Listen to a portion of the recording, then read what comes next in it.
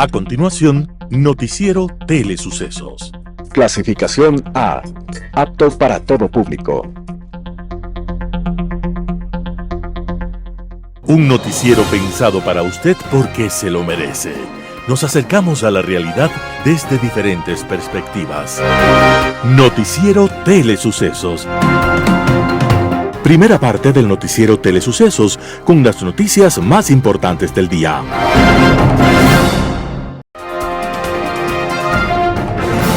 Un día como hoy. Había un joven que era un cristiano convencido y decía que cristiano es ser pobre y solidario como Cristo, ayudar al que no tiene, compartir con el necesitado, sacrificarse por los demás.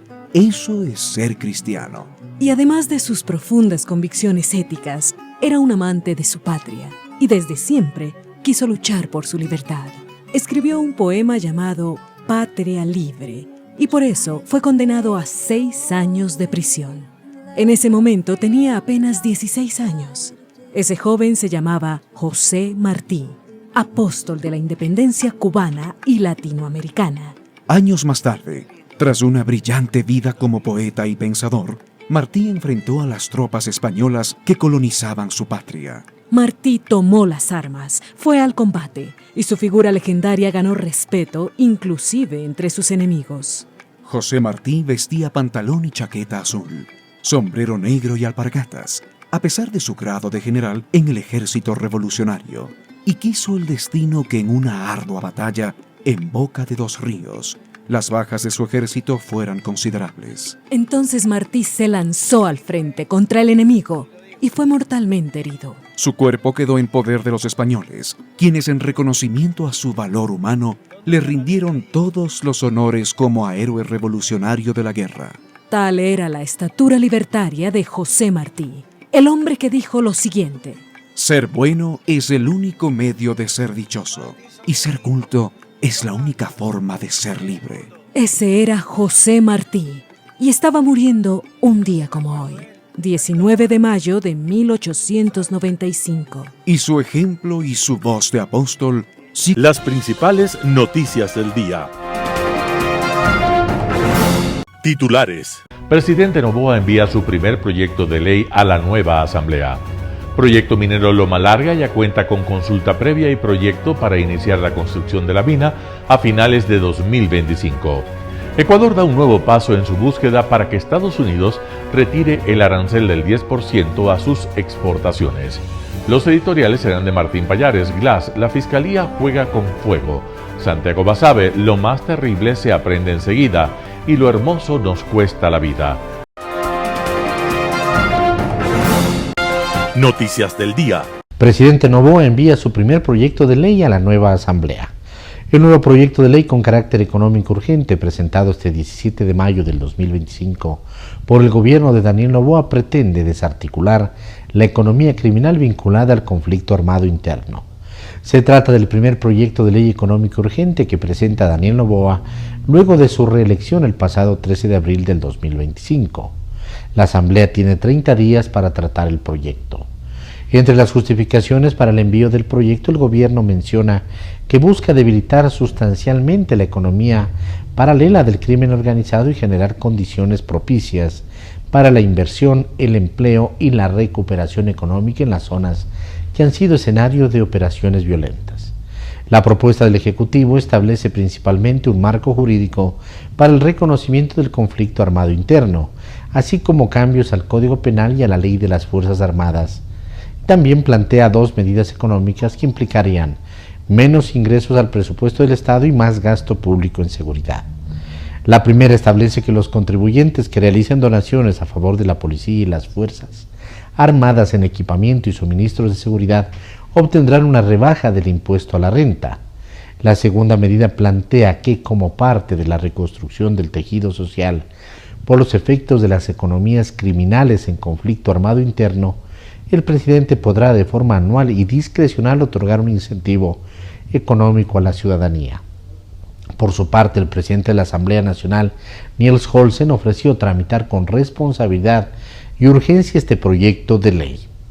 Debido a que el proyecto fue enviado por el presidente Daniel Noboa con carácter urgente en materia económica, la Asamblea Nacional tiene 30 días para tratarlo. El proyecto minero Loma Larga ya cuenta con consulta previa y proyecta iniciar la construcción de la mina a finales de 2025. El Estado ecuatoriano llevó a cabo la primera consulta previa libre e informada en Ecuador para el desarrollo del proyecto minero Loma Larga en la provincia de La Suay, confirmó la Cámara de Minería del Ecuador este 19 de mayo de 2025 en una rueda de prensa en Quito. La comunidad consultada fue Pedro de Escaleras, en la provincia de La Suay, que votó a favor de que el proyecto pase a la etapa de construcción, para lo cual se requiere contar previamente con la licencia ambiental del Ministerio del Ambiente. María Eulalia Silva, presidenta de la Cámara de Minería del Ecuador, destacó que este tipo de consulta representa un hito para esta industria, porque permitirá continuar con el desarrollo de esta actividad en esta zona. Comentó que además que el 100% de las personas consultadas se mostraron a favor del cambio de fase del proyecto a la etapa de construcción. El proyecto Loma Larga está a cargo de la empresa canadiense Dundee Precious Metals, que lo adquirió en 2021 a la también canadiense INV Metals. Sus reservas se estiman en 926.000 onzas de oro, también habría plata y cobre, y en la construcción de la mina, la firma prevé invertir unos 419 millones de dólares. La Cámara de la Minería estima que la mina podría entrar en construcción a finales de 2025, una vez que obtenga la licencia ambiental del Ministerio del Ambiente. Durante la fase de construcción, este proyecto generará cerca de 1.500 plazas de trabajo. Ecuador da un nuevo paso en su búsqueda para que Estados Unidos retire el arancel del 10% a sus exportaciones. Con la mira puesta en desmontar la nueva barrera arancelaria del 10% impuesta por la administración de Donald Trump, Ecuador ha dado un primer paso estratégico para recomponer sus relaciones comerciales con Estados Unidos, que es su principal socio comercial. Mediante la resolución, el Comité de Comercio Exterior, COMEX, otorgó un dictamen favorable para que el Ministerio de Producción, Comercio Exterior, Inversiones y Pesca inicie negociaciones con el país norteamericano. El documento menciona que el inicio de las negociaciones deben desarrollarse en concordancia con los objetivos y las disposiciones de la Constitución, las disposiciones de la Organización Mundial de Comercio y las normativas nacionales vigentes. El dictamen del COMEX fue emitido luego de un informe técnico presentado por el Ministerio de Producción. La resolución fue suscrita por Alexia Alcíbar, presidenta encargada del COMEX, y se apoya en un informe técnico elaborado por el Ministerio de Producción. Este informe enfatiza la necesidad de mantener y ampliar las relaciones comerciales bilaterales con miras a alcanzar eventualmente un acuerdo comercial amplio que permita a Ecuador competir en igualdad de condiciones frente a países que ya gozan de tratados con Estados Unidos desde hace décadas. Según datos del Banco Central del Ecuador, en el primer trimestre del 2025, la balanza comercial no petrolera con Estados Unidos fue favorable para Ecuador, con un superávit de 1.050 millones de dólares. Las exportaciones alcanzaron 1.761 millones, mientras que las importaciones sumaron 711 millones de dólares. Entrevista del día. En Radio Sucesos estuvo Carolina Orozco, presidente del directorio de la Cámara de Minería del Ecuador, y habla de la importancia de la minería responsable. Escuchemos lo que dice. En realidad el tema que tú topas es un tema bastante preocupante, como tú dices, bastante álgido.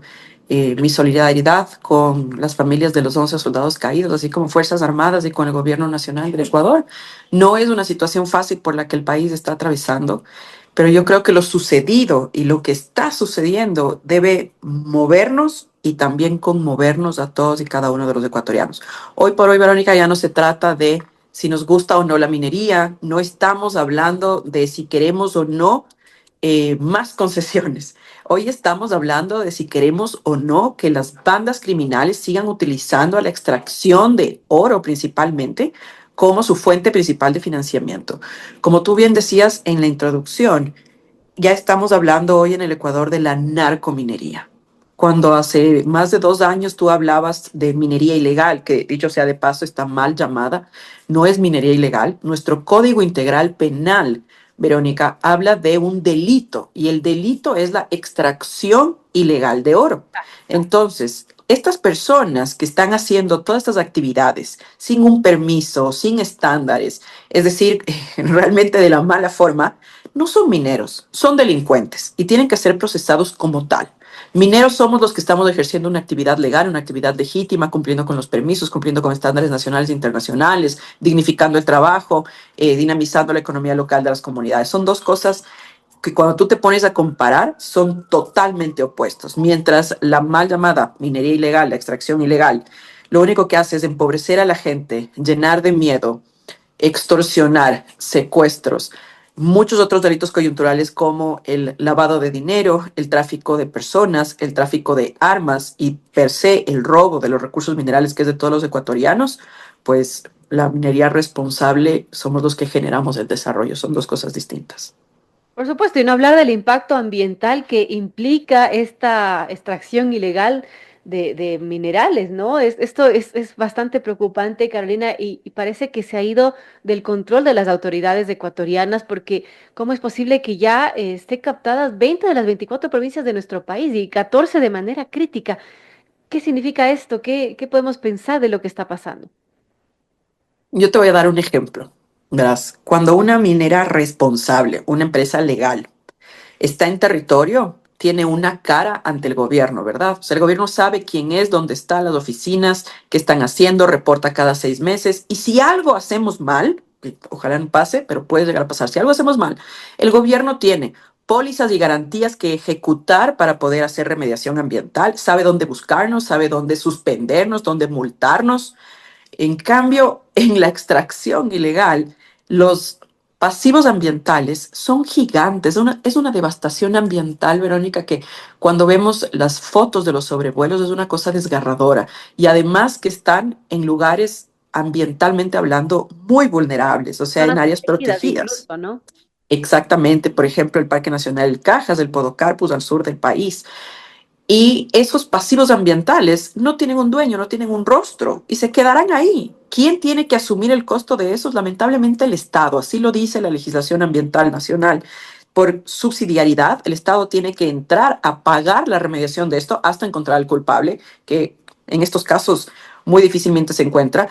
Entonces, ¿de dónde sale ese dinero? Del impuesto y del bolsillo de todos los ecuatorianos. Todos los ecuatorianos vamos a terminar pagando la remediación ambiental de estas bandas criminales que están haciendo desastres ambientales alrededor de 20 de las 24 provincias del Ecuador y en lugares sumamente vulnerables hablando de ecosistemas.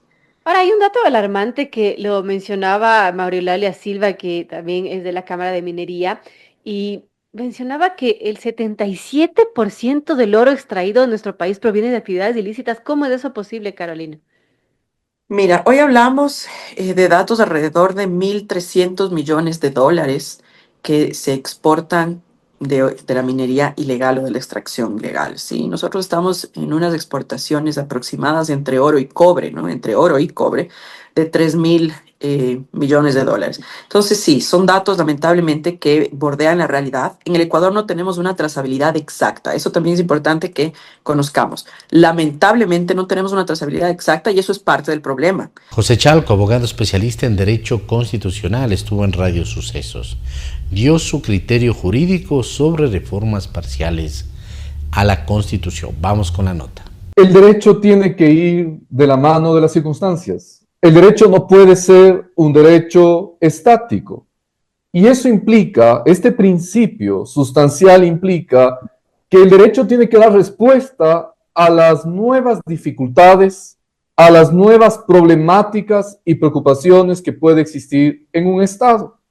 Y hay que pensar en la clave de aquello. Y cuando usted piensa en la clave de aquello, entiende que el proyecto económico urgente como el que ha sido enviado, que realmente lo que busca es regular formas de dar respuesta al conflicto armado interno, eso es lo que yo veo en el fondo, se justifica muchas de ellas en la línea de que a través de la suerte de atacar esas estructuras delictuales, esa organización del crimen, se puede destrabar los problemas económicos que existan en el país. Es decir, atacando a las organizaciones delictuales se puede evitar esa suerte de dineros mal habidos, de configuraciones ilegales de los dineros. Y ahí hay algunos elementos también, apreciado Milton, que requieren que la Asamblea haga su trabajo, pues. Es decir, que hay que debatir. Hay elementos que quizás tienen algunas tensiones, sí, algunas tensiones, pero que yo no les veo tensiones exageradas, tampoco con el ámbito constitucional. Vea, por ejemplo, la prisión preventiva, apreciado Milton, que se prevé. La Constitución, cuando usted revisa sobre prisión preventiva, le dice expresamente que esta será la excepción, pero dice, ¿qué más? De acuerdo a la ley. Bueno, aquí está la ley, pues. ¿Se da cuenta? Entonces, hay elementos que precisamente requerían una ley para su regulación. La Corte Constitucional ha dicho una y otra vez, y con esto quizás solo una pequeña introducción, Milton, la Corte ha dicho una y otra vez que los estados de excepción que el presidente decreta no pasan porque tienen que ser atendidos por el régimen ordinario. Bueno, el presidente está creando un régimen ordinario en esta vez. En esta ocasión se está ordinarizando cómo luchar y afrontar estas dificultades de los conflictos armados internos. Otro tema más que está dentro de este proyecto de ley habla de, por ejemplo, el indulto preventivo. Indulto preventivo, el uso de la fuerza, la institucionalidad del bloque de seguridad, por ejemplo, la institucionalización del bloque de seguridad. Vea, yo creo que sobre el indulto presidencial anterior, ahí sí hay una dificultad, que es cuestión de ajustar. Yo creo que es cuestión de ajustar. La idea es decir, bueno, yo he sido de los que siempre ha dicho esto. El presidente tiene que indultar a las Fuerzas Armadas y a la policía para que hagan su trabajo. Lo que está aquí quizás en una tensión constitucional, Milton, es que se hable de un indulto anterior a la existencia de una condena. Porque de acuerdo a la Constitución, en su artículo 147, numeral 18 de las atribuciones del presidente, está esta, la de indultar penas, es decir, sanciones, ¿no es cierto? Cuando hablamos de penas es cuando ya existe una sanción. Entonces quizás esto requiera un ajuste. Sobre el tema del bloque de seguridad, bueno, yo le veo a esa intención quizás como algo que también se tiene que reflexionar. Y reflexionar de la mano de los últimos dictámenes de la Corte Constitucional, cuando usted tiene una Corte que ha pedido que se haga un órgano de integración gubernamental o integración de distintas instituciones para mirar los temas de seguridad en el país.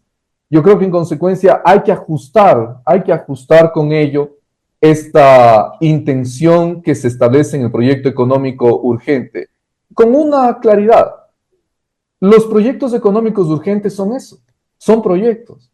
Y la Asamblea tiene que debatir, tiene que ajustar, tiene que escuchar a las distintas voces que conocen de la materia para poder generar un producto bueno para el país. Yo creo que, por ejemplo, hay que ajustarle con la ley de extinción de dominio. Aquí habla mucho de los temas del traspaso patrimonial de los bienes que son precisamente las organizaciones criminales, pero se olvidaron de la ley de extinción de dominio.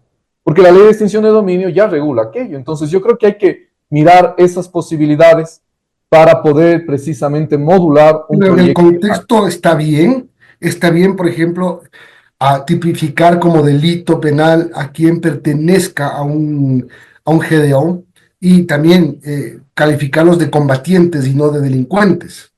Yo creo que eso es más derecho humanitario, ¿no? Ahí hay una mirada más del derecho internacional humanitario antes que exclusivamente de un tema estrictamente penal. Vea, no olvide, Milton, que en la propuesta normativa se establece esta posibilidad de los allanamientos sin orden de juez. Esa posibilidad de los allanamientos sin orden de juez en el sistema interamericano de derechos humanos ha sido visto como una cuestión excepcionalísima. Y yo creo que ahí va a haber una dificultad, porque aquello, aunque en la Corte Interamericana se lo ve como una cuestión excepcionalísima, no puede ser la regla para ponerle una ley ordinaria, ¿no? Entonces yo creo que estos temas hay que reflexionar para el bien del proyecto y su destino final, porque mire, en la Asamblea tiene una mayoría, tiene un Consejo de Administración de la Legislatura que calificará, que dará paso, y en consecuencia yo creo entonces que hay que abonar tesis para que el Parlamento ajuste, el Parlamento module, pero entendiendo, yo sí creo que hay que entender que el derecho sí tiene que ir de la mano de las circunstancias. Yo en inicio veo que es una buena intención. En Impacto Informativo, Pablo Encalada, penalista, habla de Jorge Glass, José Serrano, investigados en el asesinato de Fernando Villavicencio. Escuchemos lo que opina. La investigación previa tiene, por la ley establece que es reservada. Esto significa que no se puede difundir la información producida en investigación previa. No así ya la que consta en las instrucciones fiscales, es decir, cuando la Fiscalía considera que tiene suficientes elementos para procesar, para iniciar un juicio en contra de una persona, inicia la instrucción fiscal y entonces pasa a ser público. Entonces aquí hay algunas cosas que sí llaman la atención, ¿no es cierto? La primera de ellas es que la primera filtración fue más bien, ¿no es cierto?, desde a la Fiscalía se le filtró ese documento. No es que Fiscalía lo hizo públicamente, pero este oficio en el cual se daba a conocer quiénes eran los investigados, ¿no es cierto?, los posibles autores intelectuales de la muerte de Fernando Villavicencio, eso se filtró del expediente de la Fiscalía, ¿no es cierto? Así que ahí hay primero una filtración en ese sentido que a mí me genera preocupación porque puede poner en peligro la investigación. Claro que se trata de las personas que ahí se mencionan, son 2 que están en la cárcel y 3 que están prófugos, entonces como que se reduce un poco, digamos, el riesgo procesal, pero no deja de ser algo que preocupa. Y luego la abogada, ¿no es cierto?, la abogada de Jorge Glass hace esta publicación que aparentemente sería abiertamente contra la ley, ¿no es cierto?, porque difundir la versión de una investigación previa es un delito que está tipificado en la ley. Ahora, esa declaración yo he escuchado que se trata de una declaración rendida en otro proceso penal, ¿no?, que habría sido receptada en el caso Metástasis. Entonces, si es que eso fue así, si es que esa declaración que dicen que fue hace un año, el caso Metástasis, etcétera, entonces no goza de reserva legal porque el caso Metástasis fue un proceso penal. Entonces, habría que atender estos elementos para tener mayores digamos, opiniones. La filtración de la abogada se la puede considerar como una primera acción dentro de la defensa a Jorge Glass, y si es que es así, ¿hasta qué punto le favorece al defendido? Yo no sé cómo le favorece porque todos los medios de comunicación se tomaron de esa divulgación, ¿no es cierto?, de esas declaraciones para presentar una noticia y darnos mayores elementos a la ciudadanía para saber por qué esos nombres que constaban en ese oficio, que también se filtró, estaban relacionados con el caso. Digamos, de algunos de ellos, creo que había muchas sospechas, ¿no? Yo lo he dicho en otros espacios, a mí me da hasta miedo pronunciar ciertos nombres de gente tan peligrosa que son. De algunos de ellos ya había evidencia, ¿no es cierto? Pero por ahí quizás de Jorge Glass, como que yo no alcanzaba a deducir por dónde puede venir, ¿no es cierto?, una participación de Jorge Glass. Y claro, la propia abogada de Jorge Glass, yo no sé si es que esto sea una estrategia, digamos, buena, no sé, pero ella es la que nos da los elementos a los ciudadanos para saber que esto viene de la declaración de un abogado que dijo haber escuchado ciertas cosas, haber conversado ciertas cosas, cuando estaba en la cárcel. No olvidemos que la Fiscalía está en posesión y la justicia como tal está en posesión de las computadoras y los celulares de Jorge Glass, ¿no? Entonces, cualquier cosa se podría verificar. Claro, ahora no sabemos si es que esos teléfonos pudieron ser extraídos, ¿no? Si es que se extrajo información. Jorge Glass ha pasado tantos años privado de la libertad, tantos problemas jurídicos, tantos problemas de juicios, que yo sí tengo mis dudas que él haya tenido mucha información en estos dispositivos, ¿no es cierto? Entonces, a mí me genera cierta duda de que de ahí haya salido información. Vemos que se trata más bien de la declaración. Ahora, esas personas que están siendo investigadas acá, ¿no?, que vienen de participar en algunos casos, Metástasis, Purga, etcétera, etcétera. ¿En calidad de qué ahora van a ser investigados? ¿En qué términos van a ser investigados? Entiendo que se está pidiendo sus declaraciones. Sí, sus versiones, pero lo primero que hacen es notificarles. A ver, entendamos un poquito, ¿no es cierto? Esta es investigación que el proceso, los procesos penales o investigaciones que se iniciaron a partir del asesinato de Fernando Villavicencio, quien fue víctima de sicariato y que evidentemente, por más que por ahí hayan querido cambiarle la calificación, es evidentemente un delito político.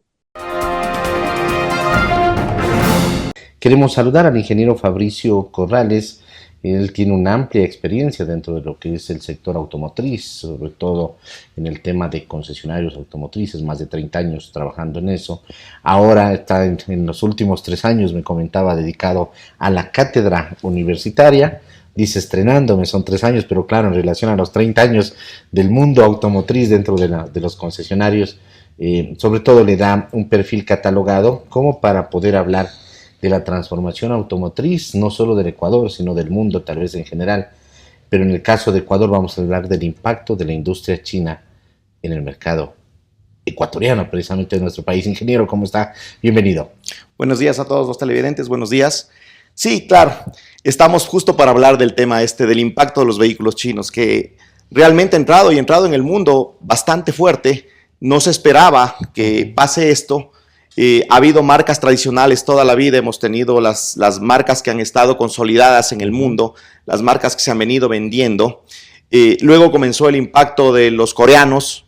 Inicialmente se pensó que el producto coreano no era de buena calidad, como todo, ¿no? Evolucionó, cambió y ahora tenemos a un Kia y un Hyundai prácticamente que son número 1 en ventas en el mundo. Y tenemos aquí un Kia que está prácticamente liderando. Sin embargo, esto ha cambiado. ¿Por qué? Si sumamos toda la venta de los vehículos chinos, de todas las montón de marcas que hay, innumerables diría yo, ahora ellos son los principales, ellos son los que están vendiendo, de tal manera que esto ha hecho un impacto y ha migrado a todas las marcas tradicionales, como teníamos Toyota, Chevrolet, Nissan, Ford. Años, ¿no? Sí, y tuvieron que negociar o hacer trabajo con los chinos. Tienen unidades chinas de la marca o los concesionarios ecuatorianos están distribuyendo marcas chinas. Entonces tenemos alianzas de concesionarios de toda la vida de marcas que ahora tienen concesionarios de vehículos chinos.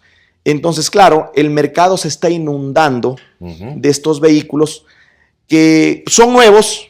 Muchos de ellos se podría decir que son experimentales, no tienen las pruebas necesarias como se hacía tradicionalmente. Yo vengo de una cultura de General Motors, donde en General Motors nosotros probábamos los vehículos casi 7, 8 meses, incluso un año, para poderlos rodar, para entender cómo reaccionaban en topografía, cómo funcionaban costa, sierra y oriente. Nuestro país es muy lindo para hacer eso.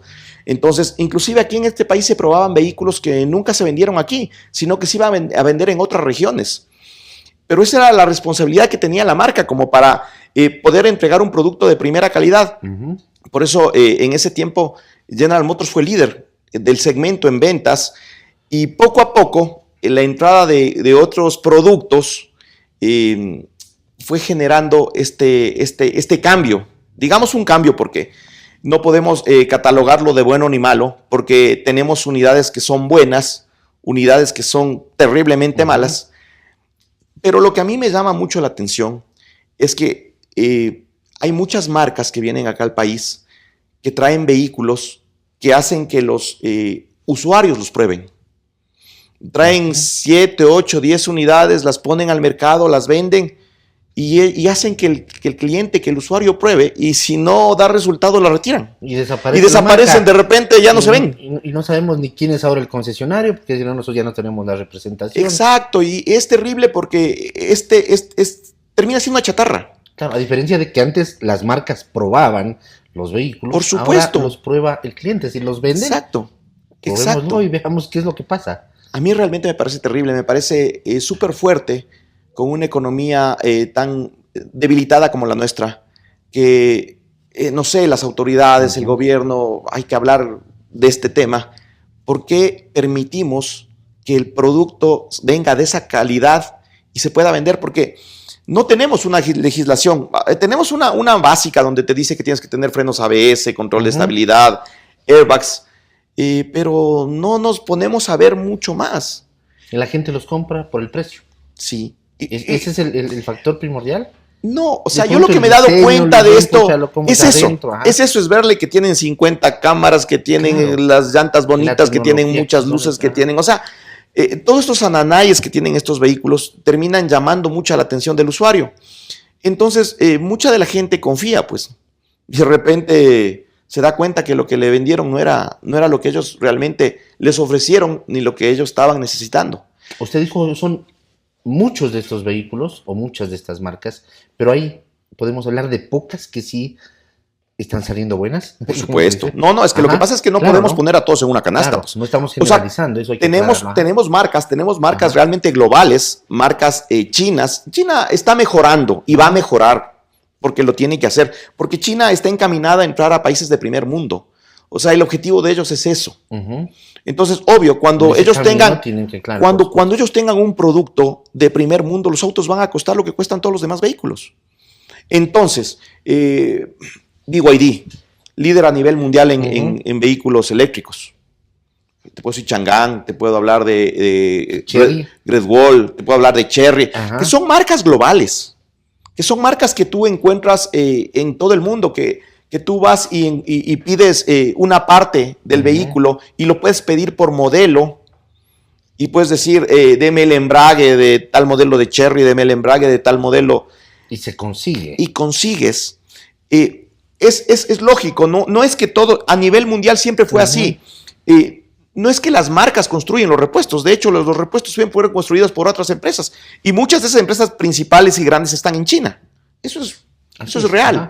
Sin embargo, si hablamos de Toyota, si hablamos de General Motors, si hablamos de Nissan, si hablamos de Honda, estos vehículos tienen, ¿cómo decirte?, la responsabilidad de mantener el modelo al menos con producto o piezas de recambio por 20 años. Es por eso que tú con un Toyota no te preocupas, con un General Motors que ahora es el famoso Suzuki Vitara, que Suzuki ha hecho una muy buena presencia acá en el país, está haciendo muy bien las cosas, está haciendo bien los deberes. Tienes un vehículo confiable, un vehículo que cualquier persona te lo puede comprar de segunda, de tercera mano, sin preocuparse porque él sabe que va a llegar a un concesionario y va a conseguir el repuesto. Pero ¿qué pasa con las personas que tienen estos vehículos de estas marcas que desaparecen, de estas marcas, y yo les llamo los Frankenstein, que son armados con muchas piezas de muchas marcas? ¿Qué pasa con ellos? Que es chistosísimo porque llegas a los talleres de los mecánicos. Primero, y lo más importante, muchos de estos concesionarios que aparecen y desaparecen no tienen postventa. Entonces como que te dejan a la libre albedrío. ¿Y concesionarios respaldados, pero por quién además? ¿Por grupos importantes o no? Porque además es difícil toparlo, ¿no? Es complicado toparlo porque inicialmente tú sabes que luego uno se va enterando, va entendiendo quiénes son, quiénes están atrás, qué grupo está. Después de ya vendieron 10 carros y ya los probaron con las personas. Exacto, o sea, por ejemplo, el grupo que está atrás. Grupos principales como yo diría Toyota, como yo diría Nissan, como estos grupos grandes, yo no creo que se vayan a arriesgar a traer un producto basura porque ellos tienen una representación atrás y ellos saben que... Por supuesto, claro que sí. Entonces yo no creo que ellos vayan a arriesgar su nombre, que es súper importante, en este tipo de experimentos. Pero volviendo al tema de los repuestos, imagínate qué terrible que tú tengas que andar con la pieza de tu carro en los talleres de repuestos preguntando de qué es. Es tan complicado, tan loca la cosa que inclusive hay muchos vehículos que vienen con el mismo nombre, pero no pertenecen a las mismas marcas. Entonces les venden 500 unidades de una marca cualquiera y ellos traen la evolución de esa marca, pero ya es otra marca. Entonces ya no tiene nada, lo único que comparten es el nombre comercial. Y eso está pasando en todo, o sea, imagínate la cantidad de motocicletas que están vendiendo también. O sea, estamos inundados sin una ley que nos diga, deténgase. Esto es lo que tiene que entrar, esto es lo que tenemos que hacer para que estas unidades ingresen al país. Un panorama de noticias para su estatura intelectual.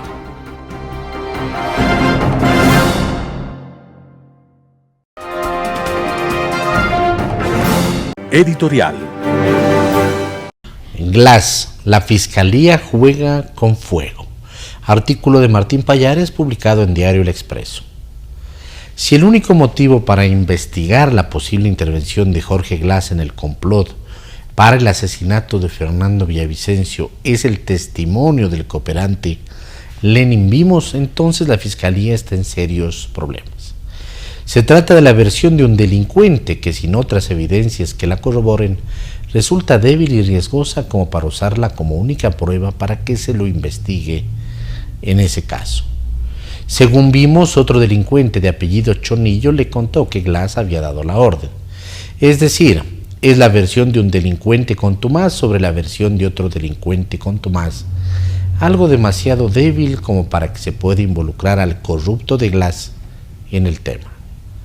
Si lo de Vimos es la única razón para que se haya citado a Glas en el caso, entonces la Fiscalía habría dado un paso en falso y podría quemar su credibilidad ganada en otros casos emblemáticos. Alguien podría decir que la información sobre la citación a Glas y a otros de sus compinches no es oficial y que fue un documento filtrado para causar daño a la investigación fiscal. De hecho, quien la filtró es la abogada de Glas. Sin embargo, si eso fuera cierto, entonces la Fiscalía habría salido a aclarar. No obstante, todo es silencio en esa institución, pese a que hay versiones de personas que están participando en la investigación, como una de las hijas de Villavicencio, según las cuales ese documento es verídico. ¿Hay algo más que sustente la citación de Glas en el caso? El acto de la Fiscalía no solo es audaz en el caso de este sentenciado por corrupción, sino también en el de los otros vinculados, como el exministro correísta José Serrano. En realidad, no hay nada sólido que haga pensar en la participación de ambos personajes. También es cierto, sin embargo, que no se sabe si la Fiscalía tiene otros argumentos para citar a Glas y a Serrano. El contenido en los teléfonos que Glas tenía en la Embajada de México cuando ésta fue invadida por la policía. Es posible, pero por el momento esa es únicamente una posibilidad que nace de la especulación. Lo único que se sabe es que Glas compartía abogados y tenía conexiones con otros mafiosos que, se ha probado, conversaron sobre un eventual asesinato. Sin embargo, de lo que se conoce, no hay nada en firme. Al menos hasta ahora, claro. Artículo de Martín Pallares publicado en Diario El Expreso. Lo más terrible se aprende enseguida y lo hermoso nos cuesta la vida. Santiago Basabe, Primicias. Así dice la canción de Silvio Rodríguez. Hay que transitar mucho, muchísimo, para apropiarse de valores, prácticas y rituales que nos conducen a una vida plena y armónica. Nada o muy poco nos reporta, de otro lado, aprender de lo más bajo e instintivo. Comportamiento propio de la naturaleza humana, dirán algunos. Resabio de las convulsionadas sociedades en las que vivimos, opinarán otros. Por las razones que fueren, lo cierto es que nos demanda mucho esfuerzo valorar lo que éticamente no luce bien para dejar de hacerlo. Nos pasa en lo cotidiano y también en la vida política. Una prueba de lo dicho está en el resultado de las elecciones de autoridades legislativas ocurridas en Ecuador apenas unos días atrás. ADN, el nuevo partido en el poder, hizo y deshizo en la designación de las principales dignidades de la Asamblea Nacional. Apenas ha surgido como organización política y ya aprendió de las mañas, vicios y perversiones de la mala práctica política del país. Asumieron, igual que otros en el pasado, que el poder es eterno y que la configuración de fuerzas políticas ahora presente y que les favorece se va a mantener siempre, sin variación. Nada más falaz que aquello.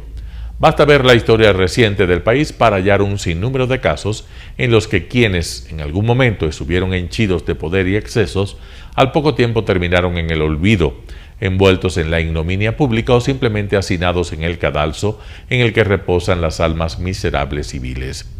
Compartir el poder no es claudicar, por el contrario, hacerlo da cuenta de una comprensión de lo que es la democracia. Este régimen político, a diferencia del autoritarismo, se caracteriza por gobernar lo público en medio de las diferencias de distinta naturaleza. Por esa razón es que la convivencia política en regímenes democráticos es tan complicada y llena de vericuetos, conflictos y desenfrenos. Por ello, siempre será menos complicado administrar las sociedades desde las dictaduras. Ahí las diferencias se licuan a punta de violencia y restricciones. Cuba, Nicaragua y Venezuela son solo algunos ejemplos de lo dicho. Si los procesos electorales son un termómetro de las preferencias políticas en un momento dado, lo que en Ecuador se evidencia es que la Revolución Ciudadana es una organización partidista que representa una porción importante de la ciudadanía.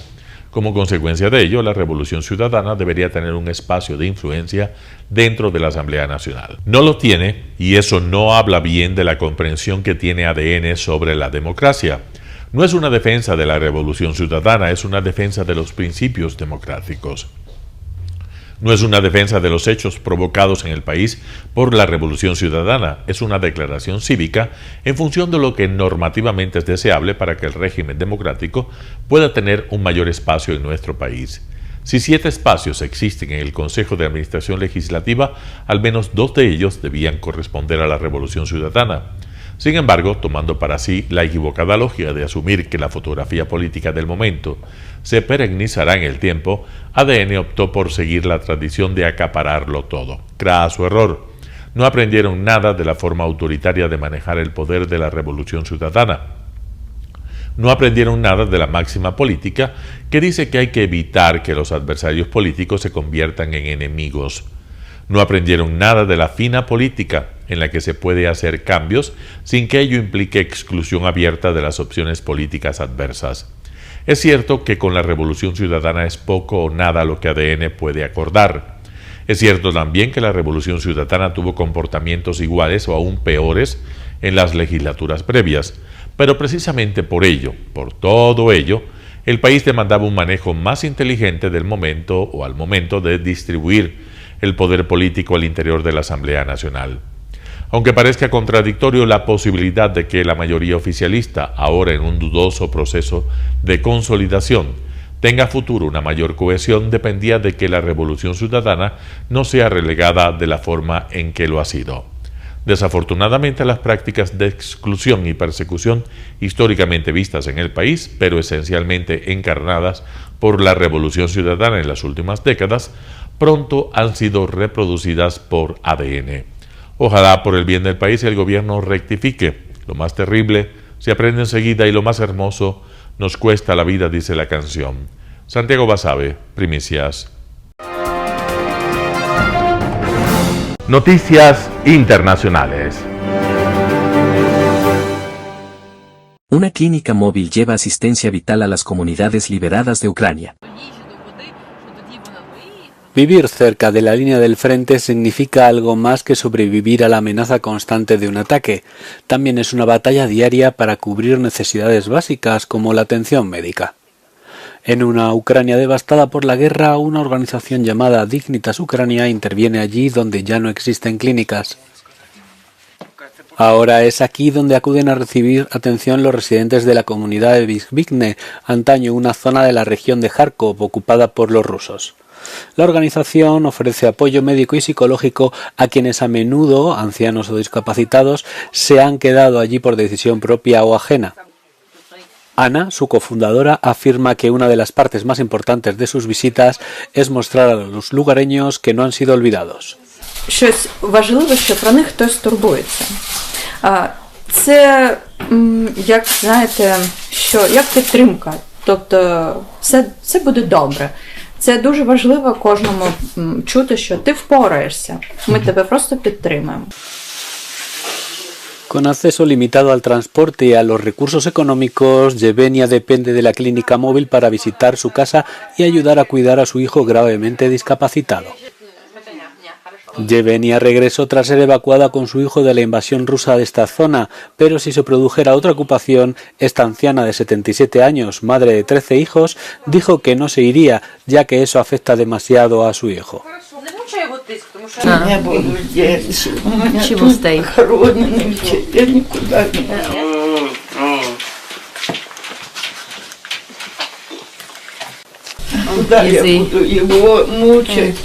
And she don't want to make him suffer.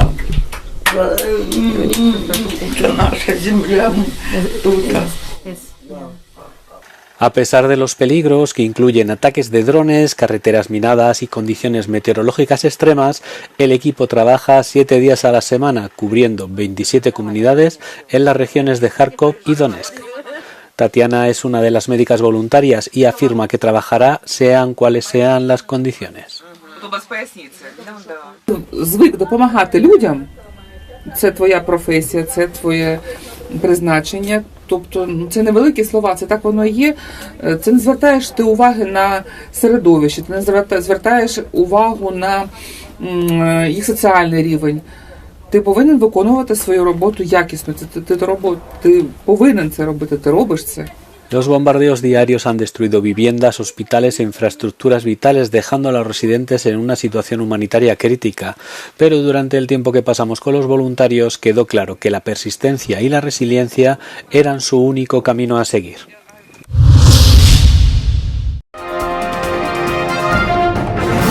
Meloni, anfitriona en las conversaciones entre von der Leyen y Vance. La primera ministra italiana Giorgia Meloni hizo de anfitriona este domingo en Roma en las conversaciones transatlánticas entre la presidenta de la Comisión Europea Ursula von der Leyen y el vicepresidente estadounidense J.D. Vance. Las conversaciones buscaban impulsar el progreso de las negociaciones comerciales entre Estados Unidos y la UE. Vance calificó a Europa como un aliado importante, a pesar de admitir textualmente algunos desacuerdos. Europe is an important ally of the United States. The individual countries within Europe are important allies of the United States. But of course we have some disagreements, as friends sometimes do, on issues like trade. Von der Leyen expresó su esperanza de que se abra un nuevo comienzo, dijo, en las relaciones transatlánticas. La jefa del Ejecutivo Comunitario destacó la importante colaboración comercial de más de 1,3 billones de euros anuales entre ambas partes, un volumen que describió como la mayor relación comercial del mundo.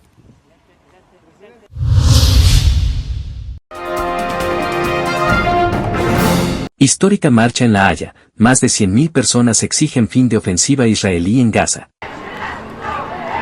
Decenas de miles de manifestantes vestidos de rojo marcharon el domingo por La Haya para exigir al gobierno que ponga fin a la campaña israelí en Gaza. Los organizadores lo calificaron como la mayor manifestación del país en 2 décadas y grupos de derechos humanos y organismos de ayuda calcularon que la multitud pacífica superaba las 100.000 personas. Los manifestantes recorrieron un circuito de 5 kilómetros alrededor del centro de La Haya para crear simbólicamente una línea roja que, según ellos, el gobierno no ha establecido. Het feit dat Schoof heeft gezegd dat geen rode lijn is, terwijl er echt oorlogsmisdaden worden gepleegd vlak in de buurt, dat is voor mij voldoende reden om hier te staan. Ja, ik heb nog nooit gedemonstreerd, het is de eerste keer. In uw leven? In mijn leven. En waarom nu wel? Ja, nou ja, omdat ik het vreselijk vind. Iedereen kan zien wat er allemaal gebeurt, via alle media, via de televisie lezen. En de regering doet gewoon helemaal niks. La marcha pasó por delante del Palacio de la Paz, donde el año pasado los jueces del Tribunal Internacional de Justicia ordenaron a Israel que hicieran todo lo posible para impedir la muerte, la destrucción y cualquier acto de genocidio en Gaza.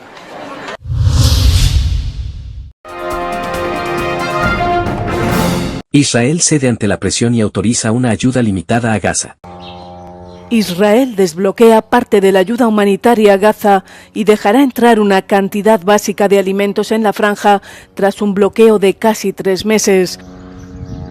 El primer ministro israelí Benjamin Netanyahu asegura que es una recomendación de las fuerzas de defensa de Israel, pues la crisis de hambre pondría en peligro la ofensiva terrestre Carros de Gedeón.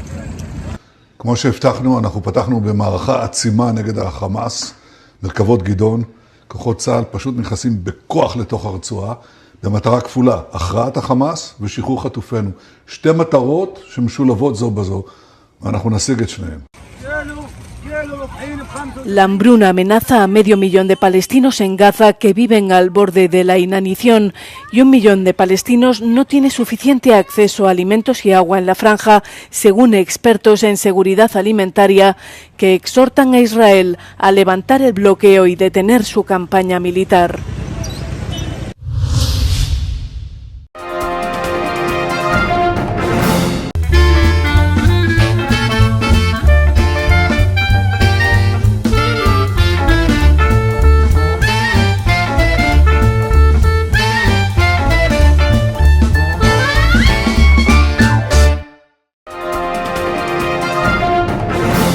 Telesucesos Sports. Deportes, deportes, deportes. Todas las tardes, 4 horas de lunes a miércoles, de 14 a 17 horas. Los jueves y viernes, 6 horas, de 12 a 20 horas. Desde Arena Telesucesos. Transmisiones en vivo, siempre Ecuavoley. Y luego, deportes para recordar. Todas las tardes, deportes en Telesucesos Sports, bajo la dirección del arquitecto David López. La visión objetiva de quien vive el deporte. Sucesos deportivos, visión de un equipo de opinión joven de comunicadores. Telesucesos, llegamos con nuestra señal a los sectores populares de nuestra ciudad. Quienes no tienen televisión por suscripción atenderán nuestra señal sin costo en Canal 29 UHF Telesucesos. Siempre ecuatorianos, resaltamos nuestra identidad. El básquet, esgrima, tenis de mesa, taekwondo, box y muchos deportes más en Telesucesos Sport, sin costo desde la comodidad de su hogar en Telesucesos Canal 29. Arena Telesucesos es una importante y funcional edificación cubierta dispuesta para la práctica y desarrollo de eventos del Ecuavoley. Si deseas asistir a los encuentros en vivo de Ecuavoley, comunícate con nosotros a los números de teléfono 2021-224 o al 0989-973-725. Ven con tu familia y amigos a vivir la emoción del Ecuavoley. Emoción sin límites los días jueves y viernes desde la comodidad de su hogar. Resaltamos nuestra identidad como ecuatorianos iniciando transmisiones en Telesucesos del Ecuavoley, que representa, luego del fútbol, el deporte más popular de nuestro país y el que practican los ecuatorianos residentes en muchos países del mundo. Nuestra señal será transmitida en directo por televisión abierta en la ciudad de Quito y a través de las redes sociales a todo el país, así que llegará a Estados Unidos, España e Italia, creando a través del Ecuavoley un nexo fraterno entre ecuatorianos y entre los inmigrantes de nuestro país. Anuncie en Telesucesos Sport y llegue con nosotros a lo más importante del deporte popular. Telesucesos, con sus transmisiones, jerarquizará esta práctica deportiva, convocando importantes competencias de Ecuavoley dentro y fuera del Ecuador. Llegando con deportes no atendidos por los medios de comunicación que han concentrado su acción en el fútbol. El tenis, box, golf, racquetball llegarán a su pantalla de televisión en tiempo real a través de Canal 29 UHF, competencias que podrán ser atendidas a través de Facebook, YouTube y vivir los encuentros deportivos en directo y en tiempo real. Esté atento a nuestros horarios especiales de transmisión los fines de semana y feriados. Usted y su familia disfrutarán desde la comodidad de su hogar de las emociones del Ecuavoley, deporte tan nuestro. Somos inéditos y para ello disponemos de un escenario cubierto propio, Arena Telesucesos, desde donde transmitimos nuestros encuentros masculinos y femeninos de este deporte. Simple y gratuito. Llama a nuestros números de contacto 2021-224 o al 0989-973-725 y regístrate como invitado especial para nuestros eventos en vivo. Arena Telesucesos, el escenario cubierto para la práctica del deporte 100% ecuatoriano, el Ecuavoley. Telesucesos es un canal de televisión que incorpora a su programación manifestaciones culturales y deportivas que marcan la identidad de nuestro país. Consideramos que el Ecuavoley es una manifestación deportiva con partida de nacimiento popular y nombre propio ecuatoriano. Arena Telesucesos, funcional espacio cubierto para la práctica y desarrollo del deporte. Arena Telesucesos, el escenario para campeones. Arena Telesucesos atiende deportes de su preferencia: básquetbol, tenis de mesa, esgrima, taekwondo, fútbol sala, box, halterofilia. ¿Cómo llegar? Nuestras instalaciones se encuentran en el norte de la ciudad, en un sector de gran crecimiento y desarrollo urbano al que se accede a través de la vía E35, más conocida como la Avenida Panamericana Norte. Desde el centro comercial El Portal, a 2 kilómetros a la derecha, se encuentra la calle García Moreno, antiguo camino a Llano Grande, una arteria en la que se desarrollan dinámicos comercios. Junto al centro comercial Ciudad Alegría, a 100 metros, hemos llegado a nuestras instalaciones, Arena Telesucesos, la cancha del Ecuavóley. Por fin tiene usted un espacio de difusión de su deporte preferido. Telesucesos, el canal de televisión siempre inédito. El noticiero Telesucesos es retransmitido de lunes a viernes a las 7 horas por Radio Planeta Sur 106.1 FM de la ciudad de Loja. Noticiero Telesucesos. Las opiniones vertidas en este espacio por la producción y dirección del programa son de exclusiva responsabilidad de sus autores y de quienes intervienen en ellos.